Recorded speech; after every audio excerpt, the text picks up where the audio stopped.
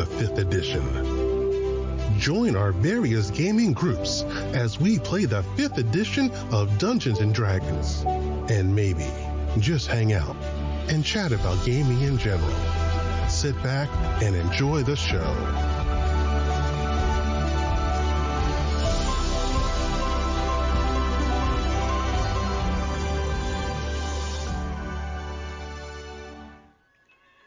Hi, this is Kelly, aka Trixie from Ragnarok and Roll, assigned to Ragnarok Story, and Tilda Wimblewick from D&D Journey of the 5th Edition. First off, I would just like to say thank you to everyone for listening to our varied adventures, as well as for rating us on iTunes and RPGpodcast.com. If you haven't rated us yet, we would greatly appreciate it if you could. And if you're looking for more ways to support our efforts, we are now on Patreon, a great site where you can help us continue making more podcasts, as well as some special surprises for our patrons.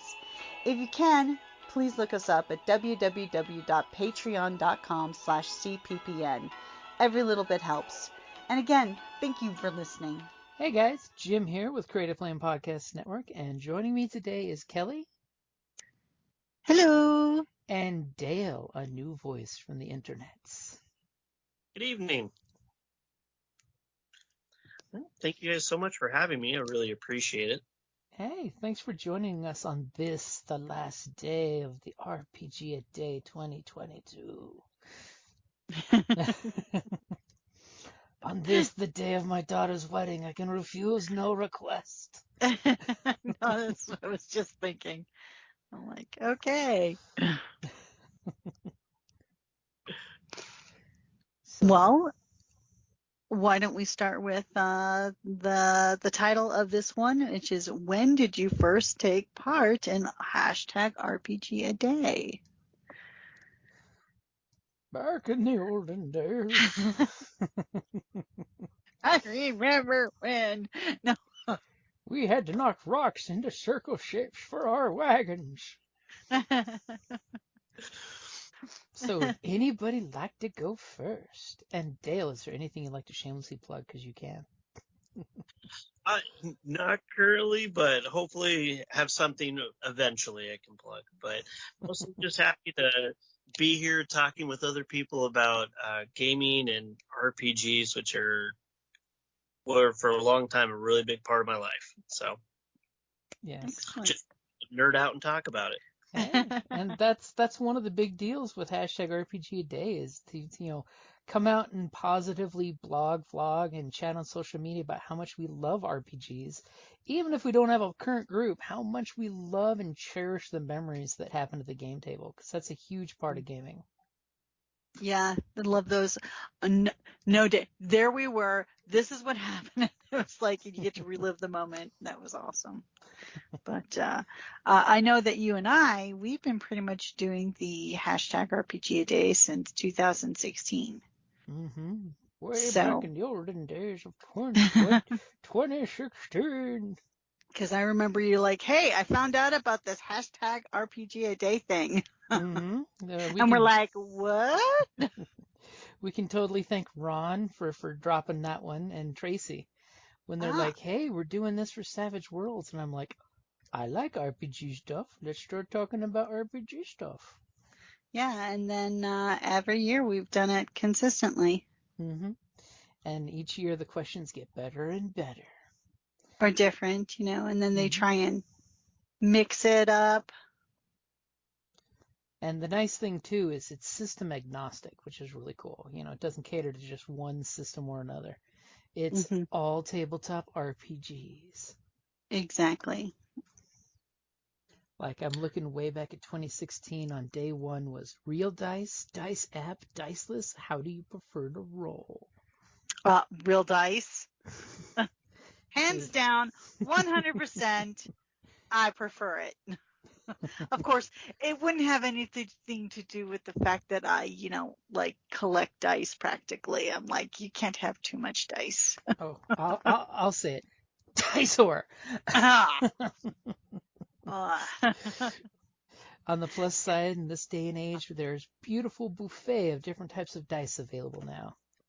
I know, right? I can remember going in when I was young to my local gaming store, and this was in the early 80s, buying my first set of polyhedral dice, and they had all these colors, and I wanted all the colors because, of course, colors. But like, I actually wound up buying a clear yellow set. That was my first set. I remember back in the way gone timey ages when there was only like 2 colors of Chessex dice, and that was it. Oh yeah, and of course but then you had the original set, the ones that came with like the super sharp plastic, where it would be like, so just deadly to step on. And then you had to color it in with the crayon so you could see the numbers.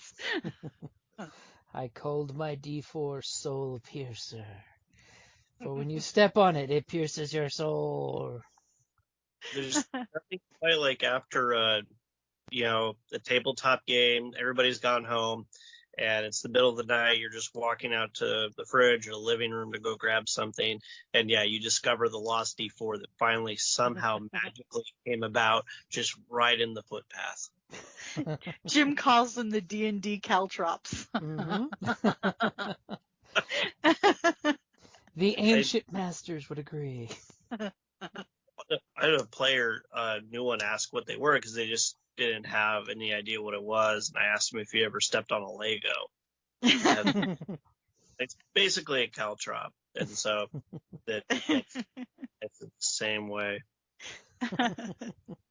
Yeah, or then, heaven forbid, like, you would have them, one would fall on the ground, and the cat would find it, and it would just bat that sucker around and go under the refrigerator, and you're like, oh, well, there's that dice gone.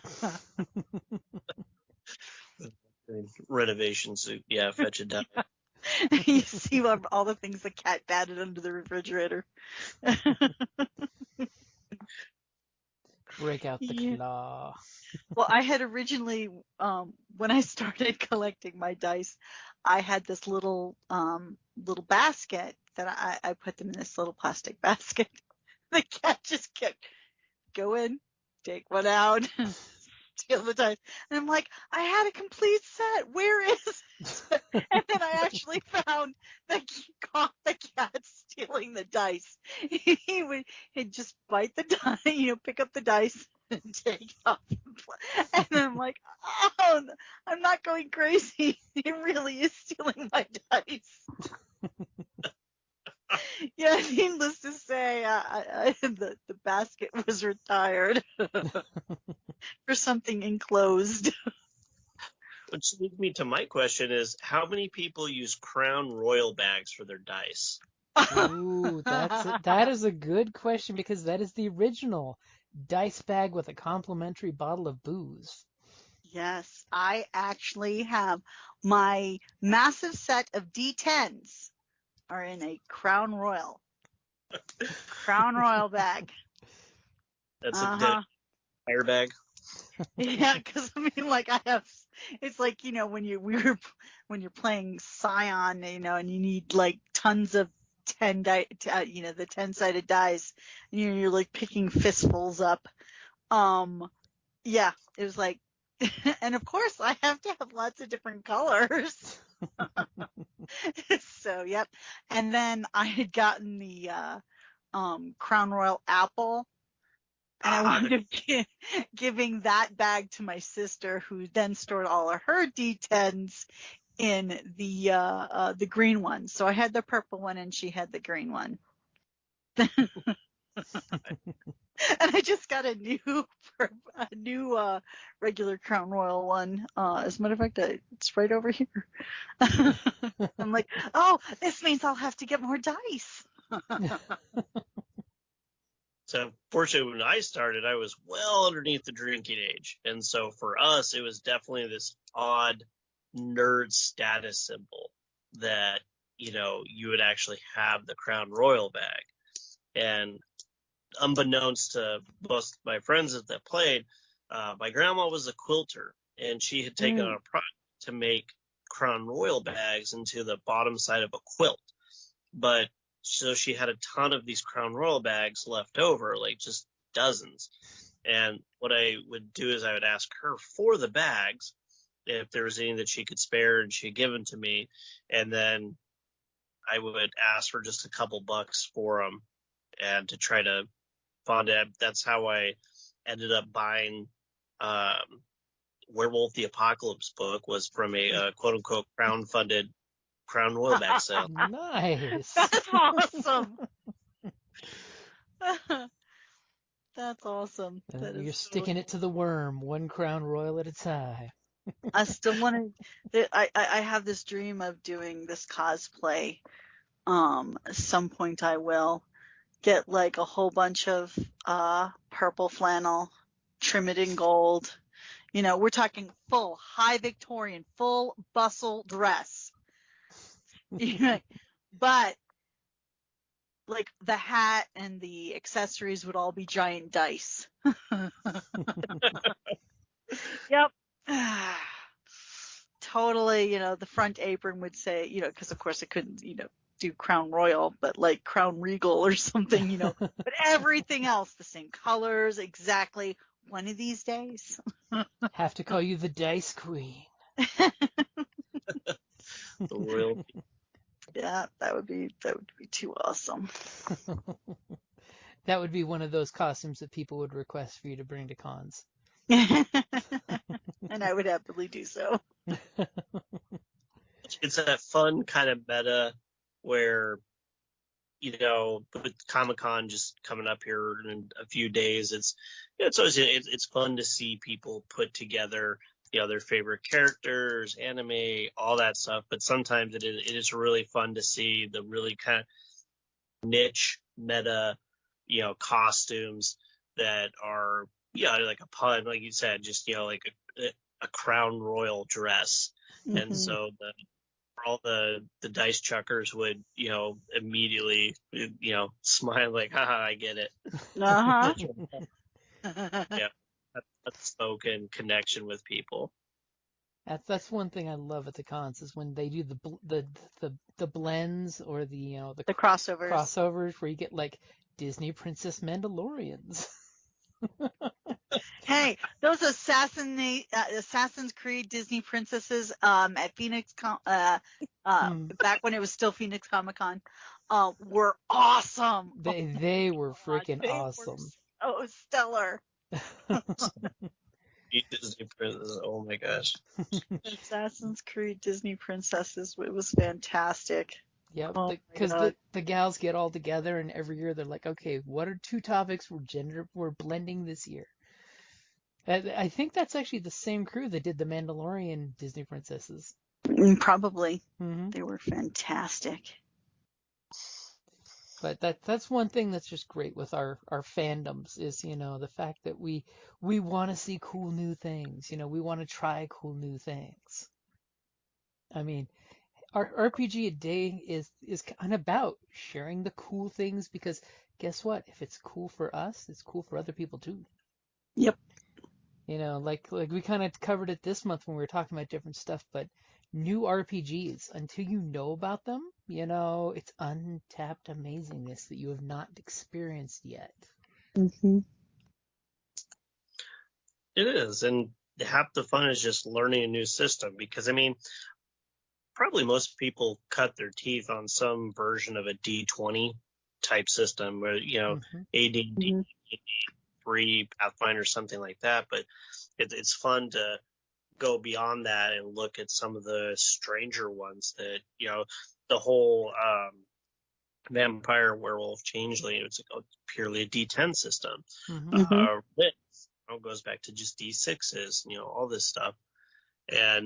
But it's fun that you get to use different die, but really it's still just, it's on the player base for, creating a fantastic world and, really just help bring it to life.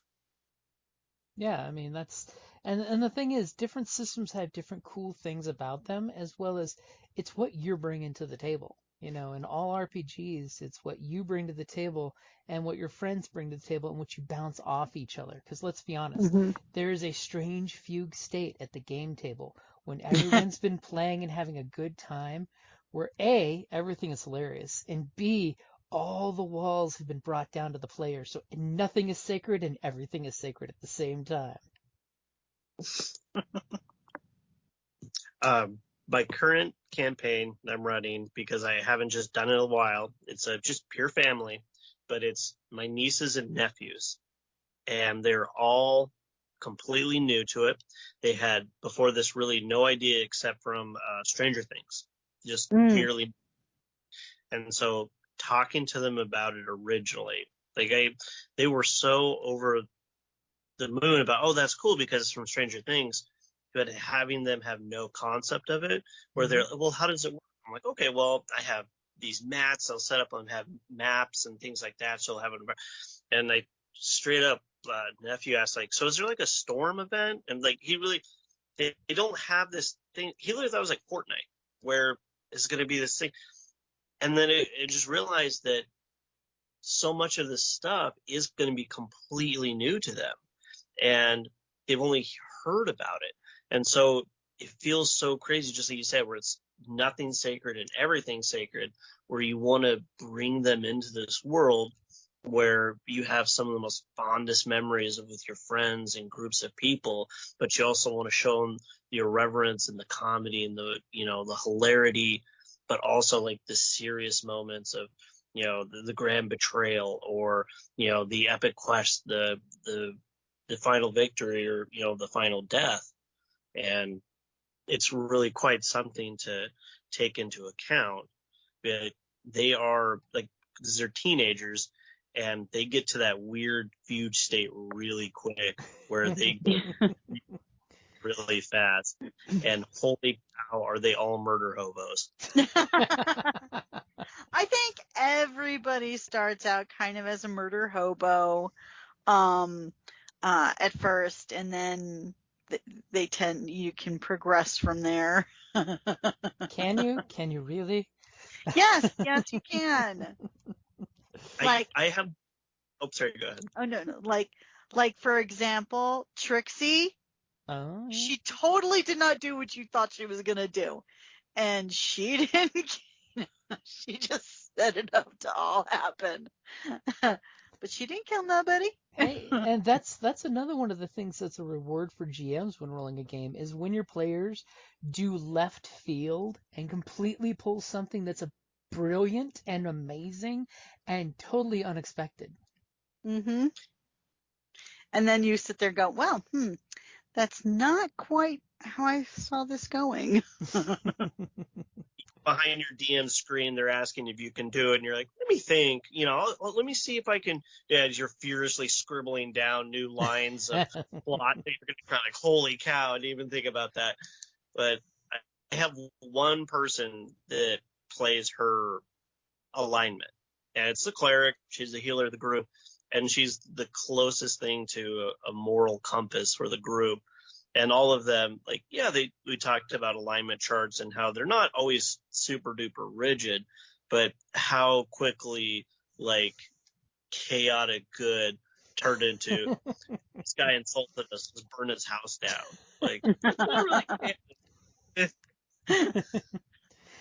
Everyone's default, it's like, Dark Sun. Everyone's default alignment is chaotic neutral unless everyone has food and water. Yes. So quickly Mad Max takes over your life, even though you're in a bustling city, you guys have money in your pockets, and the worst thing that happened was a shopkeeper is not going to part with their life savings. And, it's like, yeah, well, I guess somebody's got to die. It's like, or this city has laws. Let's remember that for a moment. Undercover police officer in this big investigation thing, and she constantly forgets that she's a police officer under, doing stuff. She's the one leading the charge on it because she took that criminal role a little too serious. Then you have that moment out of Fifth Element where the guy's trying to yell at the gal at the airport, and the shield drops and the weapons come out. Oh, look, the shopkeeper's an artificer with automated crossbows. But and this is a fun thing too to learn about new players as well, is because I know my family obviously from being family, and so you kind of get a gauge of their personality just being around them, and so you think that you're going to be able to guess how they're going to play their character. You kind of feel, I got a player, he is off the wall, he definitely falls in that teenager Family Guy, just very chaotic comedy. He loves the absurdity of it, but when he's in game, like, he's a scholarly monk, and he just completely pulled a 180. And so he's the very intuitive person, very researchy, really wants to think things through, and it's just such a black and white transition. And so it's just amazing to see these new players really like immerse themselves in their characters, and that some of them go really into it. I'm playing, like, there's 3 rogues in the party, and unfortunately they're a chaotic element as always, but it's like how the rest of the party has to try to like keep them in line so they this forward, but still try to let them do their shenanigans. And it's so crazy when I have a niece that's kind of, not outspoken, a little bit timid. And she, like, first gaming session, she was almost silent the entire time. She just didn't know what to do. And now she's the one that is the leader of the murder hobos, that she's the voice, and that nobody should cross them. It's just really interesting. Like, oh boy, behind every Disney princess, there is a budding villain. I love it. I love it. I love that. Let's put the ROLE back into role playing. That is fantastic. That's a great thing too, when you have a player find their character's voice. I mean, all of a sudden they go from, I'm playing with this, I'm playing with that. The accent changes every couple of weeks, and then all of a sudden when they find the voice from some dramatic moment, and all of a sudden it's like they just put the character's mask on, One of the rogues, he, like, they're all teenagers, so it was just, but they named their characters. He named himself Bob. Bob. Okay. And so it's like, fine, that's fine. That's fine. Do you want to be Robert? Do you want to be Bob? No, Bob. I'm Bob. Bob the Rogue. But he really took it where I think it was a piece of paper to him. It was a piece of paper with numbers he didn't fully understand, and there's dice that just do stuff. But like 4 sessions in, the reason why he's Bob is nobody assumed Bob is going to steal from him. Nobody is the one that is cracking into your safe at night, because Bob was just the unseemly guy looking for boring antiques, but Bob's the guy who's gonna, and just, like you said, just when they come into it and they like find their own voice through a character, and it's really cool. And that's something that I feel that gaming has really allowed people to do, and to be able to get outside of themselves and to break out of those, boxes that we have. I mean, I didn't grow up here in Tucson. I grew up in Northeast Nevada, where they have both types of music, country and Western. And so finding a group of friends that were nerds and, we could come together and have all this gaming stuff was really something, because it was really quite a lot of people who didn't know what Dungeons & Dragons were, immediately dismissed it, had a lot of very derogatory statements about it. And I just remember there's this kid who, we would nerd out during lunchtime at the, lunch table, whatever, have the books out. I remember a kid coming over and looking at it and just, just looking at the books. Expect him to say something, he didn't. He just kind of like flipped through the player manual for a moment and walked away. And 3 days later, he came back and asked us, a bunch of questions that were actually kind of intuitive and asking, oh, okay, well, what do you know? And apparently fantasy football. And and it's funny because he knew all stats. He knew all this stuff. And so he became interested in stats, but he was so scared of coming out of his own little area that he didn't want to immediately do it. But he was like, he recognized the numbers, he recognized all the stats, and eventually he played with us one time, and we were playing, here's a dated one, Alternity, and sci-fi and stuff like that. And yeah, he had a blast, but that he wanted to be a kind of dashing space rogue, I guess, kind of before Firefly and all that stuff, but kind of a very Mel type character. And it was interesting to see somebody whose only inkling of what was going on was, hey, this looked like stats from fantasy football. This looks like a bunch of nerd crap, but I'm interested because it seems curious, because it's not elves and, you know, that kind of derogatory line of thought most people have. But it's like, oh, that's spaceships, and that guy's got a shotgun. And to actually let people kind of come into a different world for a moment and really explore it, and maybe they would never have had a chance to do that, to express feelings, thoughts that, you know, they could before. Yeah, it you know, goes back to the circle of trust in your gaming group. You know, there has to be an implied circle of trust at your gaming group, because you're going to be exposing your insides in your character in some way. It's not always the same for every player, but something, whether it's your bad day at work, you know, your good day, something in your real life is going to come out in your character at the game table, especially if you go murder hobo. There's a reason for the murder hobo.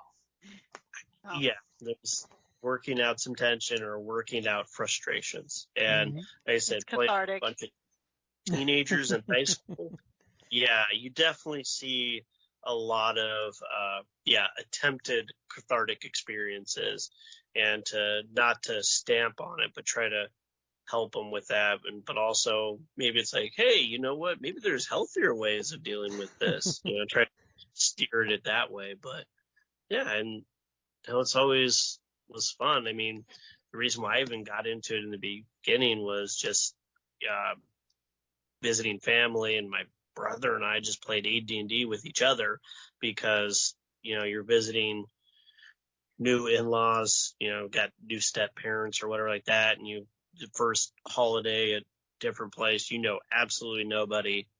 And so this was just kind of a way to, you know, still bring fun and stuff with you. And he said, you know, expressing, you know, some type of emotion through it, and, you know, it's good. And so, yeah, and we have a way to do that without having to, you know, sit on a therapy couch. I have seen many of those posts about GM therapy, and I'm like, yeah, I've had many a game where that's been a thing. Well, actually, that's funny. It's like, I don't know if you've ever seen the IT crowd, the British television show. It lasted like 4 seasons, but there's only like 6 of us. But they actually did a D&D episode, and it was fantastic. And it was literally a therapy session for one of the players, so that he could get over, get closure on the breakup that he had with his girlfriend. It was hilarious. No, and I've seen it because I used to play. I just remember the game days. Yeah. That's kind of the first gaming people I met when I moved to Tucson. And so, yeah, I remember there were some times where, you know, we'd be playing over at Ron's house, and somebody would be talking, and all of a sudden it's like, is your character saying that, or are you saying that? It's like, normally it's like maybe not, but maybe time to be supportive of each other at the moment. Yeah. But then you get these moments where it's like somebody's role playing their character, and then it's like, but it like resonates, and you're like, oh my God, that was awesome. You know, we have this one player in our group. It's like, I'm like, he's brought me to tears almost a couple times. And then there's some other times with a different character, like, you scared even me. I'm intimidated. You know? That would be Michael's characters. Yes. I mean, it's like, oh my God. And that's such a beautiful thing about this game, where that, yeah, it's a fantasy world, and you don't really think of a friend like being that intimidating, but you get to just see that. You get to see these amazing moments and just feel it's real emotion. And players, man, they put on Oscar-worthy performances, and it's just beautiful. And to see people be able to do that, and they work in the IT department in their real life, something like that, where, they might not have the most creative outlet. And so it's funny. He does work IT. Anger and frustration out this way. Yeah. Cathartic release. Yep. It's healthier than doing 10 to 20 in Sing Sing. Yeah, more laughs, less stabs. Interesting thing to throw out there.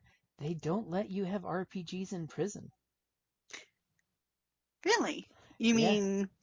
If you go to prison, like Douglas. So we were talking with Paul that one time, because dice get used for gambling, so no D&D dice. Oh, okay, I can see. All right. You would totally have to come up with a diceless system, which Kelly would hate. Of course, being in prison would probably be bad too. Yeah, that would be bad. Just saying. Keep your kids out of prison. Buy them a RPG book. Have money for drugs. If they want to steal, let them play a rogue. Get the crime out that way. Exactly.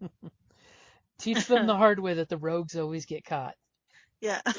Although it's funny because, like, Jim's like, he goes, you always play, I typically play, like, chaotic good characters. And he's like, because he's always saying, is it's because you're so lawful in real life that you like to be something else. And it's like, and it's so true. I'm like, yeah, I always follow the rules. I do what I'm supposed to, it's like, but there's that part of me that just wants to be, I'm going to do it my own way. And then when she plays the lawful evil character. Oh, no, you made me do that. But I'll roleplay it.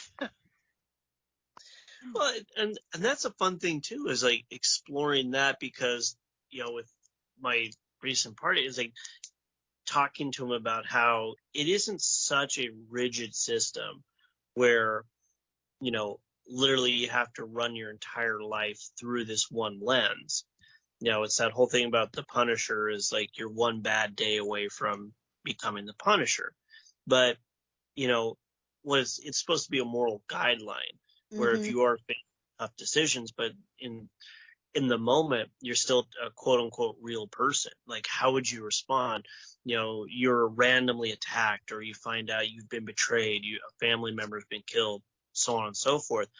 Like, is your first thing going to be this William Shatner Captain Kirk speech about upholding the moral integrity, or it's just like that guy needs 27 new holes in his back, because like the anger and the frustration, the rage and all that stuff, that's real. And yeah, normally if you're playing a chaotic good person, it wouldn't be I'm going to drop a ton of bricks on him, but it's like, as a real person, would you? Yeah, but what do you do afterwards is how it does it, more controlled situation, and letting your player base explore that and bring life into that. Because I got people who would never want to play an evil character, and they like they like playing good characters. The closest they get will be Robin Hood stealing, basically, but they'll never be the warlock burning somebody's house down. So I'd be the warlock. Because they now have other types of warlocks. You don't have to be evil. But I'd still be the. It's my favorite class in World of Warcraft too. But yeah, no, it's fun.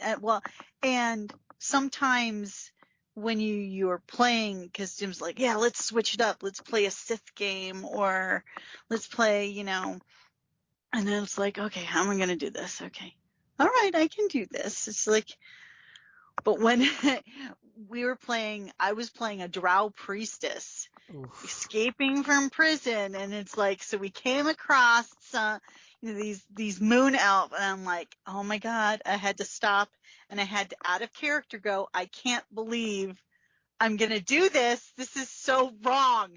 This is evil and wrong. And I'm like, but that's what my character would do. Yeah. So I'm like, okay, back in character. Okay, I do something really terrible. But it's like, and I was playing this Apocalypse engine game, Zombie one, and I literally had to say, it's like, break character for a moment and apologize. It's like, I am so sorry, this is not me. Okay, back in character. I scared myself. It was like, oh my god, I went full Negan. Nobody wants to have to give a Negan speech unless they want to give a Negan speech. With my character though, I was like, my character's the thing was a what was it? Tyrant was mm-hmm. They were a tyrant, former SWAT police officer, and he was just a terrible person. He was, but you played him masterfully. But again, it's like, how many of you am I gonna have to kill in order to keep you alive? Or it's like, there's only one chief. Y'all have to listen to me. It was like, yeah, it was like one of those moments where I'm like, but it completely fit. It was what that character would have done to assert his dominance in the situation. So, it was like super spooky game at RingCon. We were all traumatized.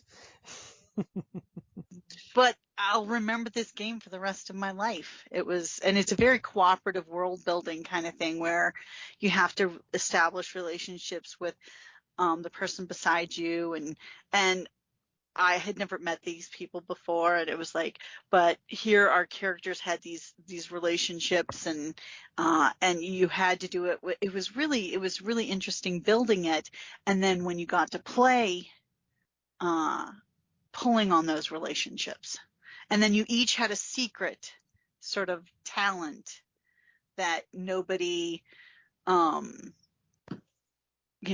that if you use given under a given circumstance, it gives you like extra, and mm-hmm.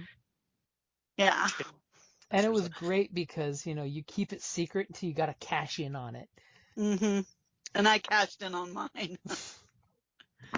Are you kidding? Christopher and I were talking about that game a couple nights ago at one of our other game nights.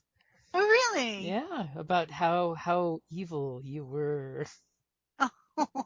Well, it was my character. I mean, I wouldn't say evil so much as hardcore. Survivalist. Yeah. It was, definitive, because the zombie apocalypse, and we'd wound up being in a prison, the survivors had taken over a prison, and nobody knew that my character was former SWAT, and I had like 5 of my team there. That was her secret. So they're like my minions. No, my secret was that if I were to tell somebody I was a cop, it would give me a bonus or something. Mm-hmm. And the prison, the way they had the group as a whole was there is a cop killer a famous cop, brutal cop killer, in the prison. And so, but she didn't know I was a cop. They all thought I was like ex-military or something, but I wasn't. And I let them think that because I'm a cop. And, so when, it was the Blue Butcher. That was her name, the mass murderer's nickname. And she only killed cops. So when she actually got enacted, because she was technically an NPC, and I was fighting her, when we were locked in combat, I whispered, "I'm a cop," and it gave me the boost, and I took her out. So It's awesome. from that boost, yeah. But then with that system, it's like you have like different types of damages in one of them, and my character pretty much always chose collateral because collateral damage. And at one point, one person got shot in the throat by a stray bullet. Because of course, zombies are coming at us. I mean, all hell is breaking loose. It's total chaos, but we're on the wall, and this, somebody got, and we were being attacked by another group of survivors. By summer campers. Well, they came to they demanding that we help them, and I'm like, no, we don't have enough. Sorry, but they kept coming, even though I told them not to. It's like, no, y'all can leave. Because I was a terrible person. And at one point during the different combats, one of the collateral damages is that somebody got shot, and they got shot in the neck. However, I knew for a fact from an earlier combat, the doctor was dying from other collateral damage. So I knew that there was no way this person was going to survive. They're literally, it's shot in the neck, and in this zombie, it's established everybody turns. It's like, person shot in the throat, they're not going to survive. And I told one of my SWAT team, to put him down, because the person was one of my own guys that was dying. And I'm like, put him down. But of course the guy balked. Or it was like, we have to put him down. And they're like, no, it was, he was like, I said, we have to put him down. I was going to shoot him. But one of my guys balked and says, hey, it's so-and-so, and basically to kowtow this guy who is, because my character secret information is one of the things is I'm a tyrant. So I turned and looked at that person and told them, no, you're going to put them down. And I made him do it. But before I did that, I'm like, I'm so sorry. It's like, I'm so sorry to do this.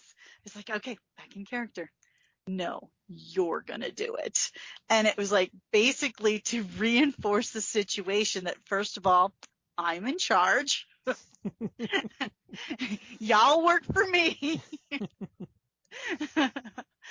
Who's your daddy? That's me.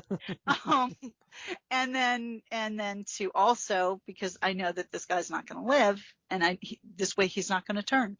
So, I wouldn't want to be a zombie myself, and I know he wouldn't have wanted it. So, but it was terrible. It was. And it was fantastic watching you switch from in character to out of character. Mm-hmm. Yeah, and like the person next to me turns out our relationship backstory that we came up with is that because they're a psychologist. Oh, well, they're the police shrink. And I had been sent to them for, but what they don't know is that we'd actually had a relationship together. And, but of course broke up, and I'm a dick. So, my character is, and it's funny because I asked the person next to me, is like, okay, well, what's your character's name? And she's like, Rebecca. And I'm like, okay. So every time I would refer to her as Bex or Beck or Becky, knowing that that person hated it because my character was a dick. But I was that one, it was, but but it made the perfect, I was like the character, that one person that everybody hates, but sometimes is necessary. That weird necessary evil. Yeah. Only can exist in crazy RPGs like that where Yeah. Exactly. like fantasy setting, it's hardly ever that whole like survival. It's just purely survival. And that is what's fun about playing like post-apocalyptic RPGs, because you can really like put people into crazy scenarios and see what they'll do. And just, like you said, I mean, that you can go to a place that normally you would never go to, but just to see how they do it, because some of the post-apocalyptic stuff, a lot of people have that like weird kind of, thought in the back of their head, or somehow we're going to fix this, or this is part of the epic quest where we're going to restore the world. And, to, knock that stool out from underneath and be like, no, the world's done. You're just trying to live out whatever days you have left. And hopefully you're not going to do it by drinking bad water or at the business end of somebody else's gun. Mm-hmm. And so to put them into a scenario, it's like, you guys are not the heroes riding in silver blast plates going to beat the evil wizard who releases the spell and the kingdom goes back to normal. It's like, nah, you guys really need water, and the people over there have a water pump. And so how are you going to get water from them? Are you going to go in diplomatic? Are you going to trade it? Or are you going to, cut throats in the middle of the night? And to see when you force players into that scenario, we're just like this, we're gonna do some fun Lord of the Flies gaming session. So yeah. And and me and myself, well, of course you ask. But then, it's like, and what if they say no? And it's like, so it's like, but it's, so it's like, but then how does your character react? It's interesting. Exactly. That's fun too, because we had played it was like I think it was like a Mad Max style RPG. We didn't play it with zombies, but it was just like after the bombs fall, basically. Mm-hmm. To try to figure out like that, and I had a really good friend, and he was always the guy who always played a cleric, he always played a paladin, he always played a diplomat, things like that. And he was the leader of the group. And what it was, they have to get food. And the place that they're coming to was a military distribution center where they're putting out MREs for the survivors, but everything just keeps going downhill. And they don't want to be diplomatic. They don't want to trade. They're sending everybody away. But it's like, you got people you have to take care of. Like, how are you going to do this? And he just like got a character. He's like, I don't know what to do. I really have no idea. Like, I don't, it's like, I don't have my tool set that I can normally use this. And like, it's such a bro fantasy movie, but I was just like, okay, remember that scene in Fight Club where Brad Pitt's talking to Edward Norton, said, I will get us to the finish line. I will drag you kicking and screaming, and in the end, you will thank me. Just channel that. Channel that you are their leader, that you're not technically against your people or them, but you care more about your people, and you're going to do whatever it takes, even if you have to drag yourself kicking and screaming to the finish line.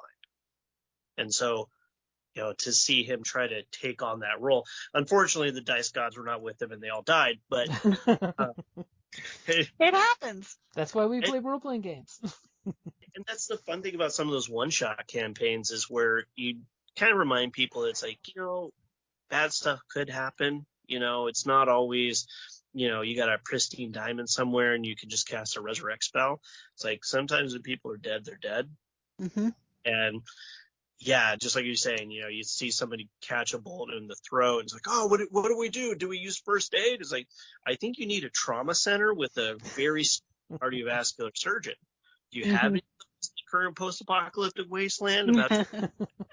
No, when I literally just saw the doctor get shot in the chest, like minutes before. Yeah, no.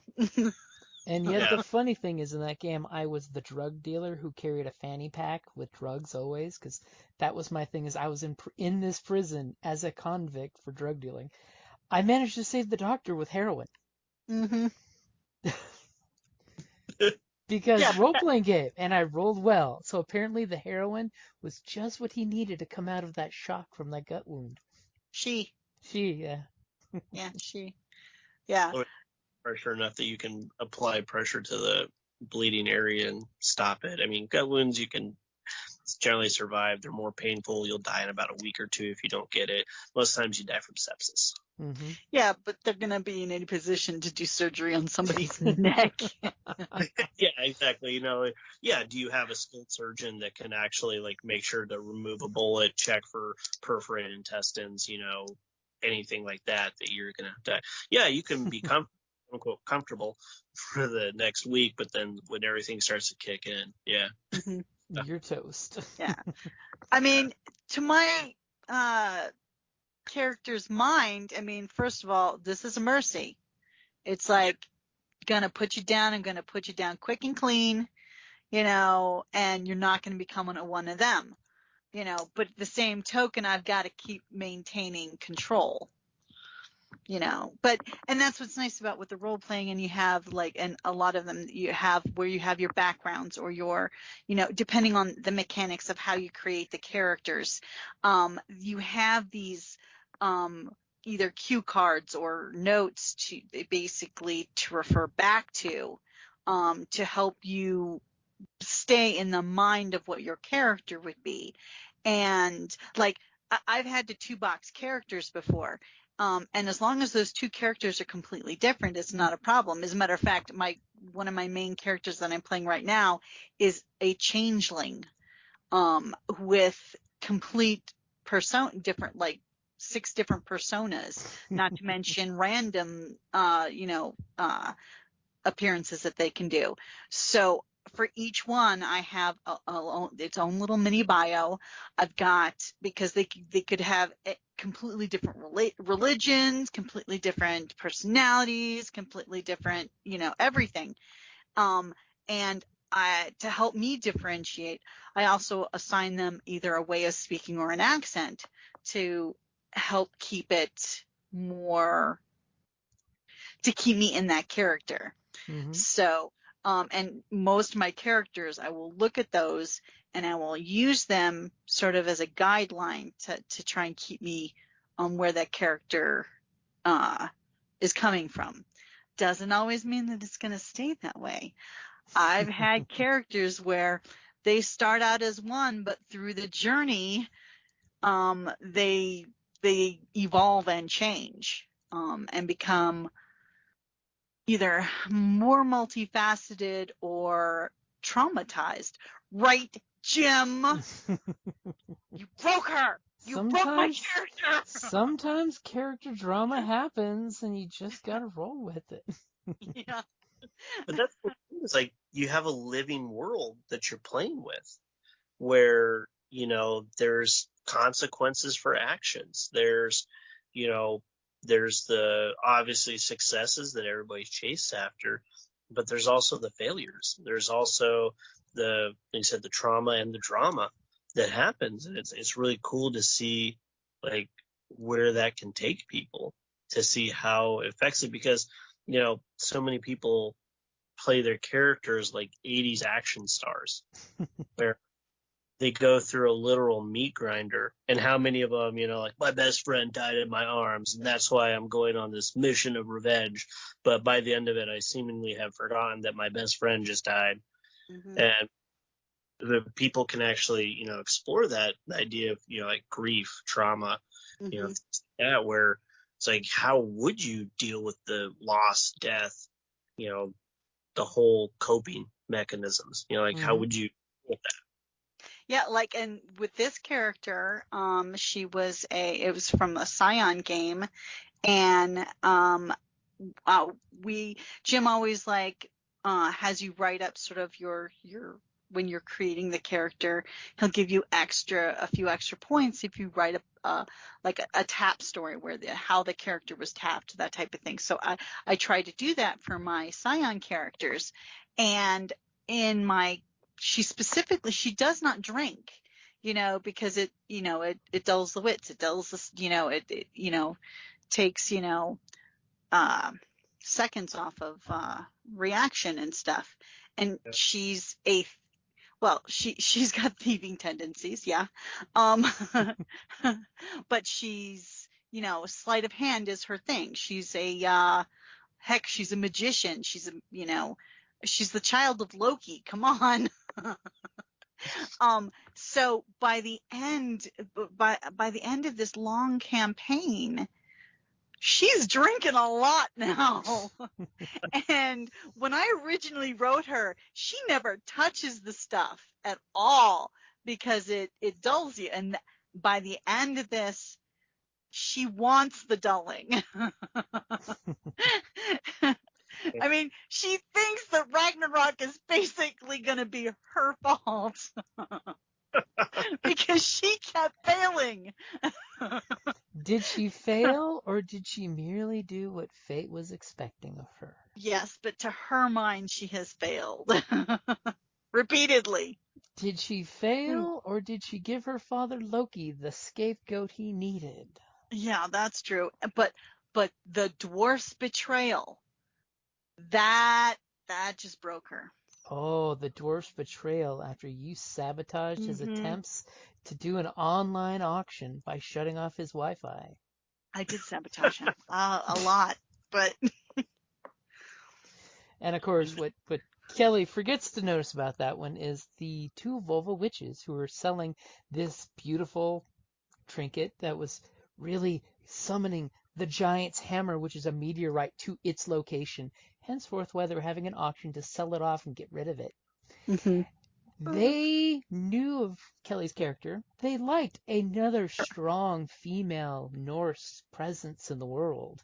They liked her. And since I actually pulled a Loki on them, and from an earlier part of the campaign, and I tricked them, but in such a way that they couldn't complain. Mm-hmm. They cursed her, so she was required to do a deed, and she did exactly as they said verbatim, with a twist, which is classic mythology. It's you got screwed into a bad deal, you came through with a twist. Yeah. It took me a little while to come up with that one, but it totally worked. You put work into that, and there's a reason why I not only wrote down exactly what the quest was, but made sure to give you a copy of the quest in writing so you could think about it. Mm-hmm. So, yeah. That's a fun thing to do with players, too, is especially from a DM's perspective, because you have all the information, or you have the ability to write the universe as you go. But to hand players something in writing, not just vocal, and see what ways they go with it. Like I handed my players a prophecy, and just to try to see how they would interpret the lines of prophecy from it and see if they could figure out what has happened, how it's going to tie in, what information that's already experienced in the world that ties into it, and just kind of see which way the pinballs go. And sometimes it's hilarious, exciting, and just terrifying. Hilarity happens. And then sometimes you get surprised and you write down what the players say, because that's even better. Yeah. Sometimes I'll say, "Don't say that. You'll give him ideas." And he's like, "What? Taking notes." I don't know what you speak of. That's a really good idea. Tell me more. Too is about being, because I enjoyed DMing more than I enjoyed playing for a long time, But when I go into playing, I found there's a lot of GMs that when they wrote out their adventures, they had wrote it out like a novel. And they really wanted to railroad people into going specific ways that they wanted to, which is like kind of frustrating because it's like, yeah, you have a centralized theme and you're trying to, get them face the big bad guy, solve the puzzle, save the princess, whatever. But it's the idea of let them explore and that they're immediately like punished for going off the desired track, where it's like it feels less like this living world game and it feels like some crappy amusement park ride where all you're doing is you're just hitting specific rooms and you don't have much control over it. And so yeah, the whole joke is like, yeah, don't give them ideas, but at the same time it's like, it's supposed to be this, as you said earlier, there's that implicit circle of trust where it's like we're all in this to have fun, and it's not just to feed someone's ego. And so to help create this living world around it and let the players drive it, either they're driving their car to the top of the mountain to see the sunrise or off the Grand Canyon, we'll never know until we get there. But, and that's what I like is where, you're talking where it's like, hey, you know what? My character had growth. My character had dimensions where things happened and, she evolved. Where, wouldn't touch alcohol and now she's, guzzling it down simply as a coping mechanism. You're living in a living, breathing world almost. Yep. And that's a cool thing too, is whenever you have a game player at the table saying, I want to do this, but I know my character will do that. That goes back to the finding the voice of they know in their head canon what the character would do, so they honor that character's choice. Yeah. When their own natural instincts is telling them, no, don't do that, or you wouldn't say that, but that's part of the fun about the fantasy is to be able to suspend that real life where you can actually explore the other options and be like, well, you know what, let's mouth off to the bartender, let's see what happens. The bartender's always got a shotgun or a crossbow behind the bar. Just saying. Or some type of club. So yeah, I think we've definitely expressed why RPGs are important and why RPGs are fun. Yeah. Tentatively.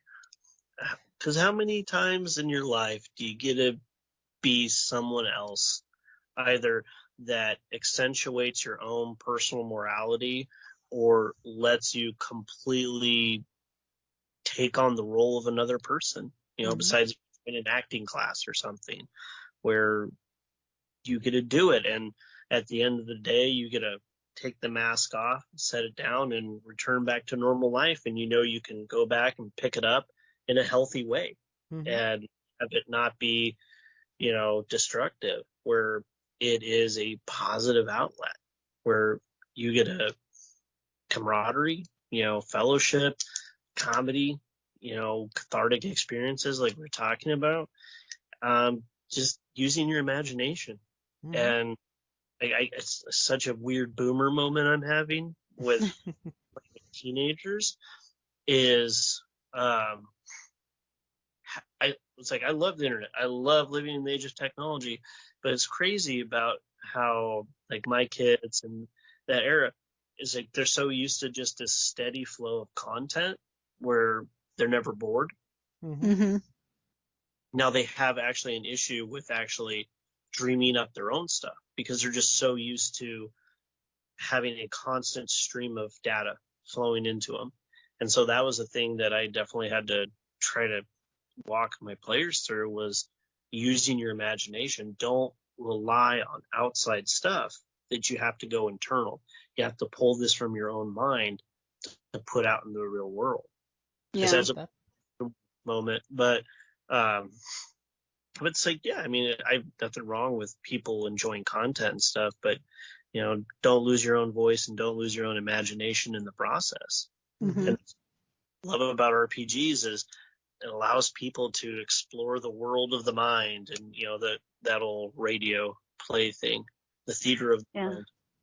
Well, the way I look at it, like when you do this type of thing or you like read a book as opposed to like you have an unlimited special effects budget in your mind. So the sky's the limit for what you can imagine. So, but imagination does take practice. It does. So I that's one of the reasons why I love it is the creativity, the socialness. It can, like when my nephew started when he was about 10, so shy. Oh my God, he was so shy. And at first he didn't really say anything around the table, even though it was entirely family. But then once he started to get more comfortable, then he came up with like some of these amazing things, you know? And it was now he's an adult. He's joined the Navy and, you know, he's been gaming with his friends for years now with homebrew, completely homebrew, where they've completely created their own world system, so to speak. So from here where he like wouldn't say a word or needed help or prodding for like, well, let's go step by step. Well, what do you think? What type of character do you want to do?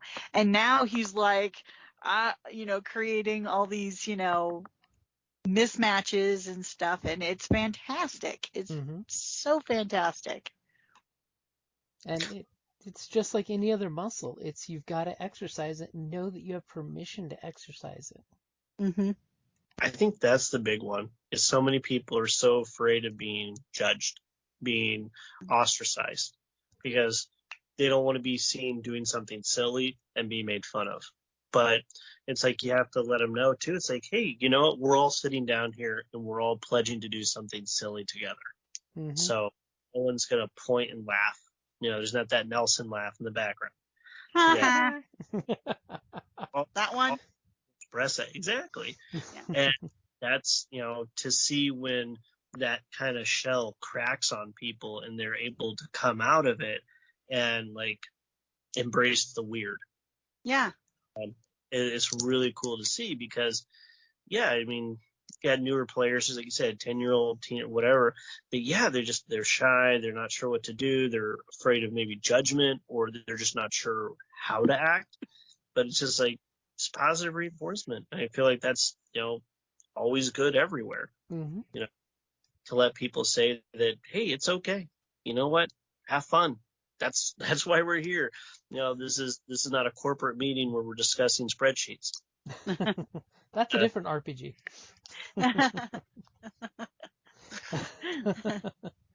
Houses and Humans. Cubicle edition. Kill me now. Kill me now.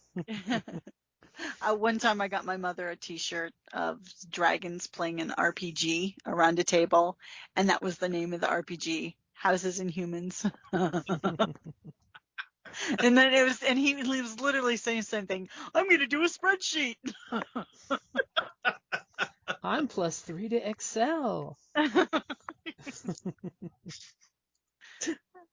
just found that hilarious. So I will definitely say that is probably a good place for us to wrap it up there for #RPGaDay2022. Yeah, I think that was a really good episode for the last day of the RPG. So, and it was great meeting you, Dale. Well, thank you. A pleasure's all mine. Thank you both for having me and letting me come on to your awesome show and talk about nerd stuff that I love. Hey, you are welcome back anytime. And eventually, now that we're in the not so post-COVID world, we might have to meet up at the game store and do a one-shot or something. Ooh. Yeah. Well, we're going to Comic-Con all this weekend, and my wife Ariana had made allusions that you guys might be there. So, oh, yeah, definitely. Yep. Now, there is the Comic-Con RingCon split.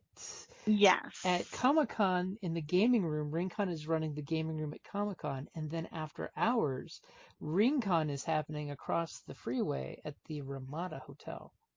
But they are two separate events that are one event. It's interesting this year. Yeah. I'm going to be mostly doing RingCon this year, but I'm pretty sure it's still on the books, doing a panel with some other cosplayers, costumers on Sunday. Mm-hmm. And I think your Friday panel is back on the schedule. I didn't have a Friday panel. You did have a Friday panel. You just didn't know about it. No. What was my Friday's off limits. I'm doing the murder mystery. It was an early panel, but I'll totally see if I can find it for you. It was Friday at like 2 o'clock-ish or 3 o'clock-ish. I say, because I would not be scheduling anything that close to my murder mystery. Okay, actually, yeah, looks like I don't see that panel back on Friday, but your 2:30 panel is back on Sunday. Yeah. So that's the one I will be dressing for. The joy of scheduling and panels at conventions. Yeah.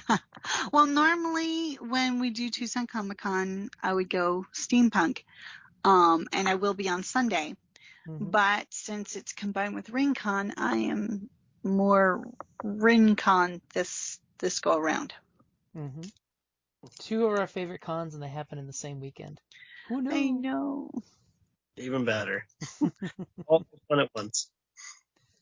And hopefully we will definitely run into each other, because I'll be running around the con all day because I've got game stuff, panel stuff, game stuff, and we'll have some cool audio recordings of some panels to go ahead and post on the podcast too, which will be fun.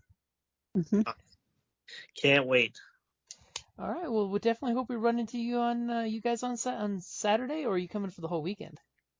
Come for the whole weekend. Awesome. We will definitely run into you then. And if you get a chance, check out in the game room Artemis. If you're a fan of sci-fi, it's actually a Star Trek simulator, basically, where you get to take different roles. It's a super hugely popular game because you have one person playing the captain, one the pilot, one weapons, one engineering, one communications, one science. Yep. I love being the comms officer. And from my point of view, either be the commander, the weapons, or the pilot. Science is cool. I like science. Science and comms work really good, close together. Everything falls down to Scotty in the end. About him. Jacker can handle it. Literally, like, I cannot hold it, Captain. She's breaking up. If you're playing engineering in Artemis, you are one of the most important characters because you control the energy that goes to the different departments to make their departments go faster. You literally control their processing speed at doing things. That's awesome. And your pilot will hate you if you do not give him impulse power when he's trying to turn the ship around. Yes, but the comms officer not only gets to turn the red alert on, but they get to taunt the enemy ships, which is so much fun.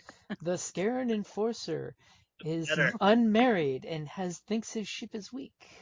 That's what the science officer will tell me, and then I will, and I have a plethora, like a choice of 4 insults that I can direct his way. It's so much fun. I love it. And there will be 2 ships going at the con too. Well, I'm not on the books for Artemis until Monday. Mm-hmm. When it reverts from Tucson Comic-Con to strictly RingCon over at the hotel. Mm-hmm. Which it's going to be a blast. It sounds like it. Definitely see if I can try to give it a shot. That sounds amazing. Well, thank you guys so much once again. But it looks like dad duties are knocking at the door. Yep, so and I've got a birthday one-shot I got to go run to shortly. So thanks for coming on, and we'll definitely have you on again. Well, thank you so much. Can't wait. Bye. Bye, guys. Good night, guys. And happy #RPGaDay2022 with this last day. And tomorrow will be September. Thank you for listening to D&D Journey of the 5th Edition, a member of the Creative Play and Podcast Network. Please follow us on Patreon at patreon.com/CPPN to never miss a show or stream.